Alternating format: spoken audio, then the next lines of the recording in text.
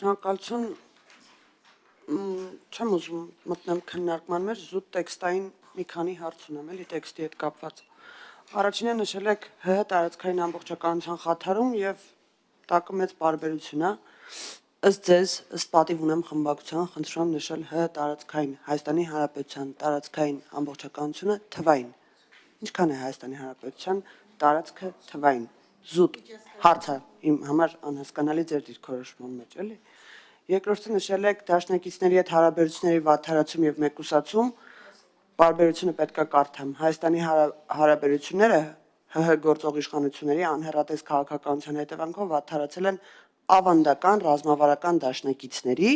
եւ գործընկերների հետ առանց բավարար եւ կենսունակալ ընտրանքային անվտանգության համակարգերի ձևավորման անկայուն տարածաշրջանում Հայաստանը հայտնվել է խոցելի եւ մեկուսացված վիճակում։ Ովքեր են ավանդական ռազմավարական դաշնակիցները, խնդրում եմ պետությունները անվանական նշել, եւ երրորդ հարցը,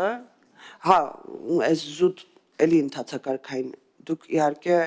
այս նախագիծը բերել եք, որպեսզի լսումներ անցկացնեք, չէ՞, չեք ակնկալում, որ այս նախագծի շուրջ բերկա քննարկում ծավալվի կամ որևիցե դրական քվեով արժանանա։ Ու ես կարծում եմ, որ ձեր խմբակցությունը 7 հոգանոց է, չէ՞, 7 հոգուց ավել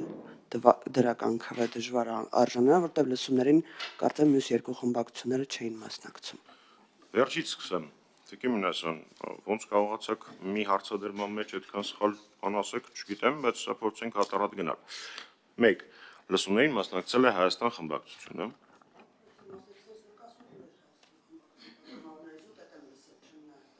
Դե նայեք, ինչ ասեմ։ Հայաստան խմբակցությունը մասնակցել է,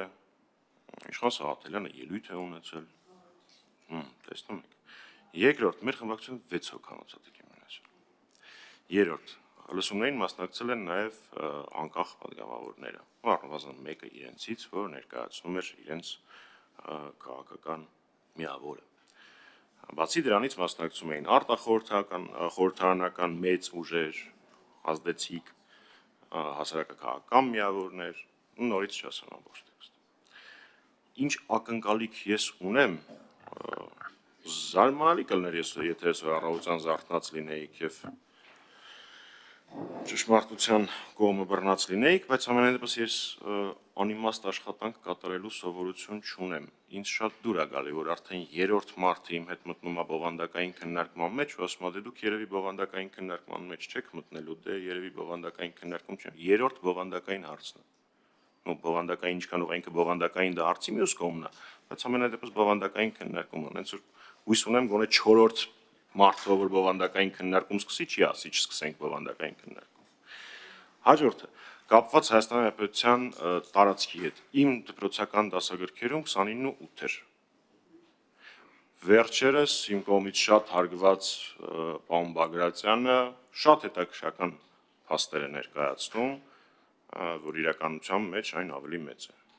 Բայց կարծում եմ ես ձեր հարցին պատասխանեցի։ Ես իմ դպրոցական դասագրքերում կարդացել եմ 29.8-ով։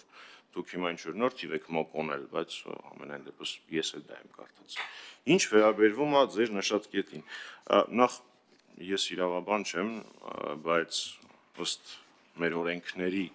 մեր միջազգային պայմանագրերի մեջ նշված է, թե ովքեր են մեր դաշնակիցները, գործընկերները, թե ում հետ ունենք ինչ մակարդակի հարաբերություններ։ Եթե ձեզ հետաքրքրում է բովանդակային, թե ինչի ենք այդպես նշել, կարող եմ մեծ սիրով հատ-առհատ թվարկել։ Օրինակ, ձեր փառահեղ այդ ժամանակ գլոկալացում էր Փաշինյանը անվանում, թե ռեգիոնալացում չեմ հիշում արդեն, արտաքին քաղաքական, մինչև բալանսավորված եւ առողջարար արտաքին քաղաքականության անցնելը ինքը ռեգիոնալացման արտաքին քաղաքականության կոչ էր անում եւ դրանից մի քանի ամիս հետո Վրաստանը կարծում եմ պատմության մեջ առաջին անգամ պաշտոնական նոտա հղեց, որտեղ ձեր նախկինում գործընկեր պատգամավոր, իսկ հիմա նորից նախարար Արսեն Թորոսյանը անզգուշությամբ սեփական թերացումները, իսկ այդ թերացումները մարդկային կյանքերի գներ ունեին, արժեք ունեին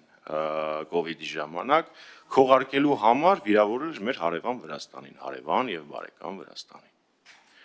Օրինակ այդ կամ վերջերս վարված քաղաքականությունը առիթ հանդիսացավ, որպեսզի մեր հարևան եւ բարեկամ Իրանի որոշ ազդեցիկ պաշտոնյաներ հայտարարություններ անեն, որոնք մտահոգվելու առիթ են տալիս։ Եղել են պաշտոնյաներ, որոնք հակառակ հայտարարություններ են արել, բայց հերքել փաստը, որ եղել են վտանգավոր հայտարարություններ անհնար։ Ասեմ նաեւ, որ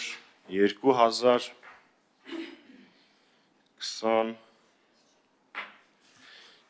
թվականին էր Սուրմալուի դեպքը, չէ՞, եթե չեմ սխալվում։ 23 թվականին Սուրմալուի դեպքից հետո էլի մեր համատեղ երկկողմ հարաբերությունների մեջ առաջին անգամ Ռուսաստանից եղավ պաշտոնական նոտա։ Ես կհիշեցնեմ, թե որն էր առիթը։ Հասարակաքաղաքական միավորներից մեկը Հայաստանում իմ խորին համոզմամբ անբովանդակ եւ վտանգավոր հայտարարություններ տարածել, փորձելով ինչ-որ կապել Սուրմալուի ողբերգական դեպքը աշխարհաքաղաքական տրամաբանության մեջ, եւ դրանի պատասխան եղավ Ռուսաստանի Դաշնության արտաքին գործերի պաշտոնական նոտան։ Ակնհայտ է, որ այդ իրադարձությունը ընդհանրապես առիթ էր եւ դա ցույց էր տալիս, թե ինչ մակարդակում են այդ թվում նաեւ հայ-ռուսական հարաբերությունները։ Ես այսպես շատ երկար կարող եմ շարունակել։ Դուք ԵՄ-ի հետ աննախադեպ, բացառիկ, էքսկլյուզիվ փաստաթուղթ եք պատրաստում, որը իր կարևորությամբ եւ բովանդակային բեռնվածությամբ համեմատվել անգամ չի կարող ՍԵՊԱ-ի հետ, որտեղ նա ընդհանրապես գործադիրների միջև հուշագիր է լինելու ամենայն հավանականությամբ, իսկ ՍԵՊԱ-ն առնվազն վավերացված էր բոլոր անդամ երկրների խորհրդարանների կողմից իմիջիայլոց, որ դուք անդադար ասում եք Արցախը վաղուց էր հանձնված եւ այլն, այդ հանձնված Արցախի մասին ՍԵՊԱ-ի մեջ հստակ նշված էին 3 հիմնարար սկզբունքներ ու դրանք վավերացվել են բոլոր անդամ երկրների խորհրդարանների կողմից։ Այս առհասարակ ցեվով է հանձնել Արցախը գոյություն չունեցող բանավեճի վերաբերյալ։ Ես կարծես ձեր բոլոր հարցերին պատասխանեցի։ Արձագանք Գիմնաշյան։ Զուտ արձանագրման համար էլի իմ հարցերի պատասխանները ստացել եմ, թե չէ։ Ընդունում եք, որ Հայաստանի Հանրապետության միջազգայինորեն ճանաչված սահմանները պարփակված են 29800, դուք դպրոցում եք սովորել 29743 քառակուսի կիլոմետր տարածքի մեջ։ Եվ ընդունում եք, որ ըստ ձեր թվարկման հաջորդականության եւ ըստ ձեր տրամաբանության նոտաներով, միջպետական նոտաներով խաթարվում են ավանդական ռազմավարական դաշնակիցների հետ հարաբերությունները, եթե այդպիսիք կան, եւ հերթականությունը Վրաստան, Իրան, Ռուսաստան։ Ճիշտ եմ հասկացել։ Ոչ, հերթականությունը թվարկման բացառապես ըստ կարևորության չէ։ Մեկ էլ Ռուսաստանը Սուրմալիուի դեպքով էր։ Ես կարծում եմ դուք ինձ ուշադիր չէիք լսում, Տիկին Մինասյան։ Դե ուրեմն ավելի լուրջ խնդիր ունենք։ Ես թվարկեցի անհերքելի կետերը, հասկանում եք, նոտայի փաստի հետ վիճել հնարավոր չի։ Դուք կարող եք իմ հետ ժամերով բանակցել, բանավիճել, որ աննախադեպ եւ այլն այն բառերը, որ սիրում են ձեր մոտ։ Բայց իմ թվարկածները անհերքելի էին։ Այսինքն նոտայի արկայությունը հերքել չեք կարող։ Դրա համար ես ընտրեցի դրանք։ 1. Թվարկումը բացարձակ որևէ իմաստային ընտրություն չուներ, ավելի շատ երևի ժամանակագրական էր։ Ինչ վերաբերվում է Հայաստանի Հանրապետության սուվերեն տարածքի ֆիքսմանը, ես չգիտեմ, թե ինչի են որոշ ԿՊԿ խմբակցության որոշ ներկայացուցիչներ համարում, որ դա տենց անկյունը գցելու հարց հանդիմադրի բացարձակ։ Այո, նորից կրկնեմ, ես դպրոցում կարդացել եմ, որ Հայաստանի Հանրապետության սուվերեն տարածքը 29.8-այի։ Ես ճիշտ ասած չեմ պատկերացնում, թե դուք ձեր կարծիքով ինչ տրամաբանական վիլկա եք պատրաստել դրա համար հետո, բայց ամենայն դեպս դա անհերքելի փաստ է, դա առանձնապես վիճելու բան գոյություն չունի։